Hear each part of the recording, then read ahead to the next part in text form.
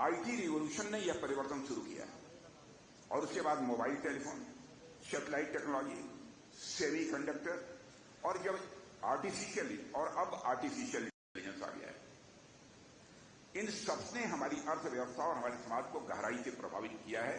इस हकीकत को कोई नकार नहीं सकता। टेक्नोलॉजी ने तो वैसे मानव जीवन को बहुत सुविधाएं और संपन्नता दी है, लेकिन इसके साथ साथ जहां संपन्नता दी है, सुविधाएं दी हैं, वहीं चुनौतियां भी दी हैं। और आज हम टेक्नोलॉजी की दुनिया में देखें तो हमें साफ दिखाई देता है कि यह दो हिस्सों में बंट रही है, टेक्नोलॉजी हैव और technology have nots. Technology have वे लोग हैं जिन्होंने टेक्नोलॉजी के क्षेत्र में अपनी बढ़त बना दी है, वही टेक्नोलॉजी हैव नॉट्स में वे देश हैं जो कि इस दौड़ में पीछे छूट गए हैं। और इन दोनों के बीच विकास की खाई इतनी गहरी होती जा रही है जितनी पहले कभी नहीं देखी गई। कई देश और उनकी कंपनियां दिन रात प्रोग्रेस कर रही हैं, जबकि कुछ देश अभी भी सीढ़ी की निचले पायदान पर ही खड़े हैं। यह स्थिति टेक्नोलॉजी इंपेरियलिज्म यानी तकनीकी साम्राज्यवाद जिसे कहते हैं का रूप ले चुकी है। कभी साम्राज्यवाद धन और भूमि पर अधिकार जमाने से बढ़ता था, आज यह टेक्नोलॉजी का डोमेन जो है, तो टेक्नोलॉजी डोमेन पर अधिकार जमाने से बढ़ रहा है। यह बात मैं दावे के साथ कह सकता हूं आज की स्थिति को देखते हुए। साथियों, आज हम यह देख रहे हैं कि दुनिया में इंपेरियलिज्म यानी साम्राज्यवाद का नया स्वरूप सामने आया है। पहले यह केवल धन और भूमि तक ही सीमित था, यह साम्राज्य वहीं तक सीमित हुआ करता था, लेकिन अब टेक्नोलॉजी और नॉलेज के क्षेत्र में यह दिखाई दे रहा है। वैसे तो भारत किसी भी साम्राज्यवाद पर भरोसा नहीं करता है। भारत के अतीत के पन्नों को पलटकर आप देखें तो सही रूप से आप इस नतीजे पर पहुंचेंगे। हमारा उद्देश्य तो बराबर यही रहा है कि हम सब एक साथ सबको साथ लेकर चलें और साझा विकास को बढ़ावा दें। लेकिन दोस्तों, हमें यह भी समझना होगा कि भारत को अपनी भागीदारी सुनिश्चित करने के लिए टेक्नोलॉजी और इनोवेशन यानी तकनीक और नवाचार के क्षेत्र में और अधिक सक्रिय होना पड़ेगा। और यही वह रास्ता है जिससे हम अपने हित सुरक्षित रख सकते हैं और विश्व में भी हम अपना योगदान कर सकते हैं। और यही कारण है कि हम लगातार इस क्षेत्र पर फोकस कर रहे हैं और आज स्टार्टअप हमारी आशाओं को साकार कर रहे हैं। और आप भी, जहां तक मेरी जानकारी है, विशाल मिश्रा भी पहले स्टार्टअप रहे, वहीं से अपनी जर्नी प्रारंभ किया। यह करिश्मा जो आज आप लोग देख रहे हैं, स्टार्टअप के रूप में ही दोनों भाइयों ने प्रारंभ किया। आप सबसे भी मेरा आह्वान है कि इस ऊर्जा, इस जोश और विजन को किसी भी सूरत में कम न होने दें। देश का भविष्य आप जैसे नए इनोवेटर्स यानी नवाचारियों के हाथों में है, यह बात मैं कह सकता हूं। और साथियों, मैं यह भी कहना चाहूंगा, एक देश के रूप में भारत की स्थिति कभी आसान नहीं रही। हम टेक्नोलॉजी की शिकायत रहे, चाहे न्यूक्लियर टेक्नोलॉजी हो या हाईटेक डिफेंस सेक्टर हो। बड़ी शक्तियों ने हमें रोकने का प्रयास किया है, लेकिन भारत ने कभी अपनी हार नहीं मानी है। और आप सबको याद होगा कि 1998 में जब श्रद्धेय अटल बिहारी वाजपेयी ने न्यूक्लियर टेस्ट किया था पोखरण में, तो उस समय सारी दुनिया के कितने प्रतिबंध हमको झेलने पड़े थे। और यह बात भी उतनी ही सही है कि हमें रोकने के लिए चाहे जितने भी प्रतिबंध लगाए गए हों, लेकिन भारत की जिजीविका यानी कुछ कर गुजरने की तड़पन कभी भी भारत की समाप्त नहीं हुई है और भविष्य में भी किसी भी सूरत में नहीं होगी। और यही कारण है कि आज भारत विभिन्न क्षेत्रों में, जैसे मेडिकल, एग्रीकल्चर और आईटी और विशेष रूप से डिफेंस सेक्टर में एक उभरती हुई टेक्नोलॉजिकल पावर के रूप में सारी दुनिया में अपनी पहचान बना रहा है। और साथियों, एक रक्षा मंत्री होने के नाते मैं कह सकता हूं कि इस बदलती दुनिया में आत्मनिर्भरता के अलावा कोई दूसरा विकल्प हमारे पास नहीं है। हमें अपने पैरों पर खड़ा होना होगा। हर क्षेत्र में आत्मनिर्भरता होना यह आज की आवश्यकता भी है, यह हमको ध्यान देना पड़ेगा। और साथ ही भारत के स्वाभिमान की रक्षा के लिए भी आवश्यक है। और आज मुझे गर्व है कि आत्मनिर्भरता की जो हम तस्वीर यहां देख रहे हैं, उस तस्वीर को गढ़ने में रेफी यम फाइबर जैसी कंपनियां अपना बड़ा योगदान दे रही हैं। आज जब रेफियम फाइबर जैसी कंपनियां indigenous arrow engine, advance alloy और कार्बन फाइबर कंपोजिट्स बना रही हैं, तो यह दिखाता है कि आत्मनिर्भरता का जो हमारा नारा है वह जमीनी स्तर पर अपने परिणाम दिखा रहा है।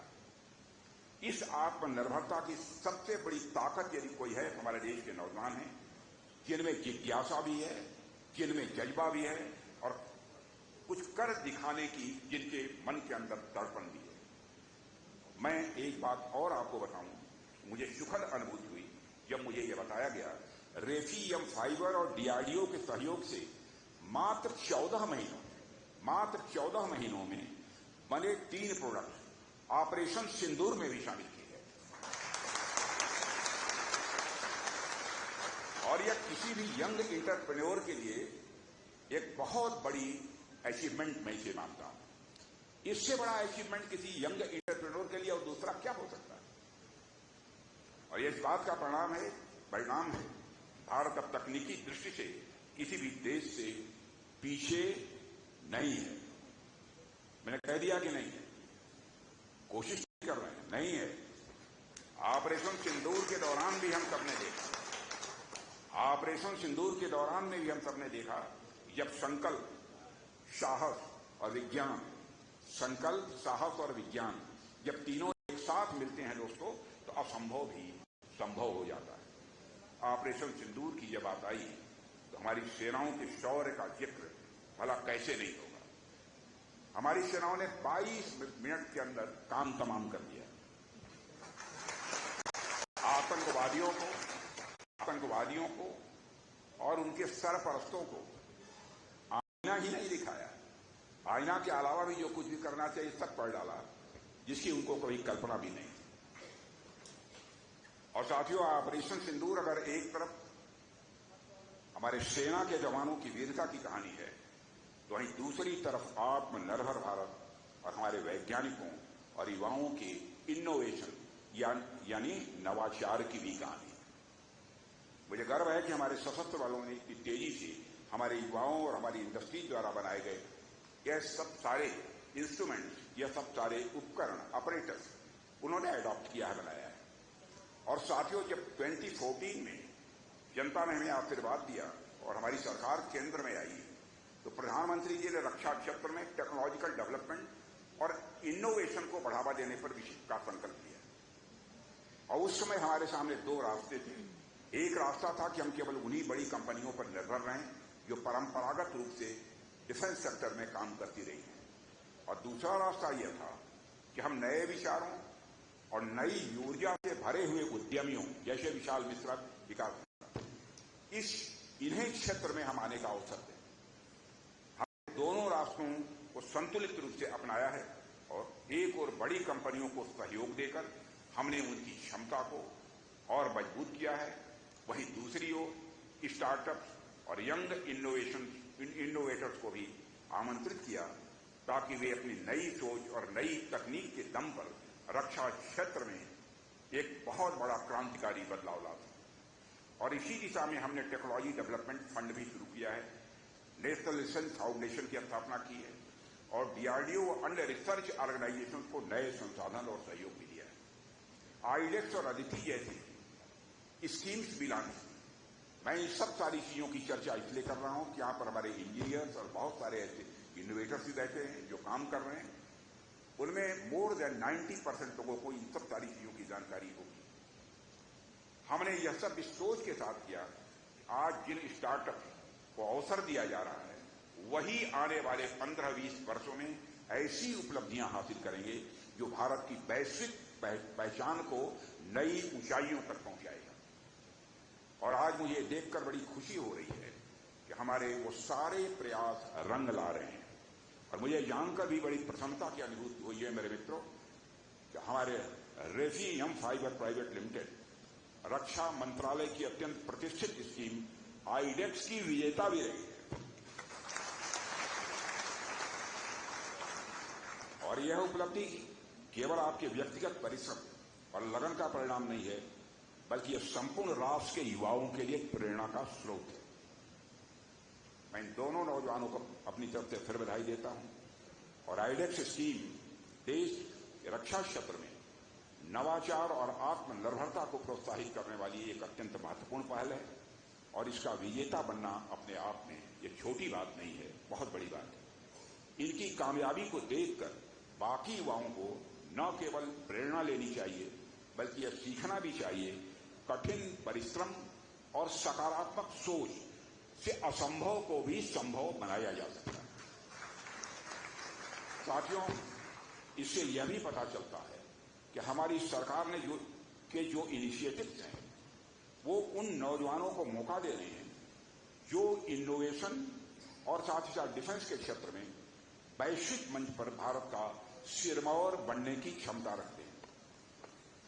साथियों, आज का यह अवसर केवल एक कंपनी की उपलब्धि का उत्सव मात्र नहीं है, बल्कि यह उस नए भारत की पहचान है जो अपने सामर्थ्य पर विश्वास करता है और अपने सपनों को पूरा करने के लिए पूरी तरह से संकल्पबद्ध है।